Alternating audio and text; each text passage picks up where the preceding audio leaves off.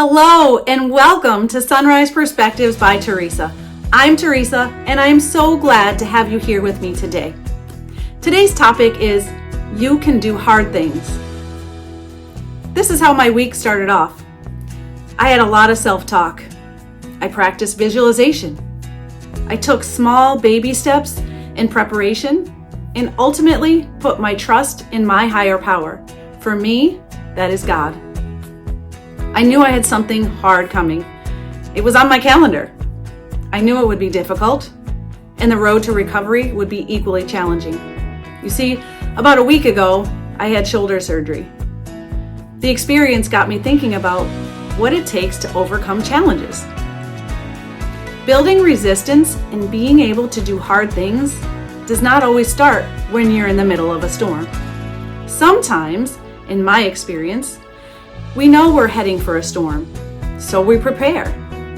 Other times, the storm comes and hits us out of nowhere. And when this happens, you can still be equally prepared. How do you prepare for a storm you do not know is coming? Well, it's in the small steps taken every day that build your resistance. Think about your day. Do you do anything hard? If yes, you're on the right path. Take, for example, if you want to get healthy and exercise more. My advice would not be to sign up for a gym membership right away. My advice would be to start smaller than that. Figure into your day a way you can add 10 squats, 1-minute wall sits, or 10 sit-ups. You can make them part of your daily routine. For example, 10 squats can be done while you're brushing your teeth or directly after. Wall sits can be added right before you eat your lunch. And after you eat your lunch, you can get outside and take a walk. Start with one of these ideas. When it becomes a habit, add the next. This is how you build resistance. My recent storm, the shoulder surgery, I thought would be horrible all the way around until I got prepared. I prepared my mind and my body, and I did that 5 ways. The first way was always finding joy in what I was doing. Do you ever stop in the middle of what you're doing and ask yourself, what good is happening to me, for me, and around me right this very minute? We tend to worry so much about the past and the future that we miss the here and now. So here I am on my way to have this surgery, and the storms are rolling all around us. The sky was continually flashing with lightning. It was one of the most magnificent sights to see. It reminded me of the song In the Eye of the Storm by Ryan Stevenson. It reminded me that I have nothing to fear and that the storm will always pass.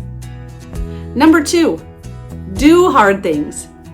Do not always look for the easy road. Doing hard things builds your confidence that you have what it takes to endure. I am on a top secret mission to get more steps in a week than my daughter. The cool thing is, she is also on a covert mission to outstep her mom. A little bit of healthy competition can also be fun and rewarding. Number 3, I need to let go and know that I am not in control.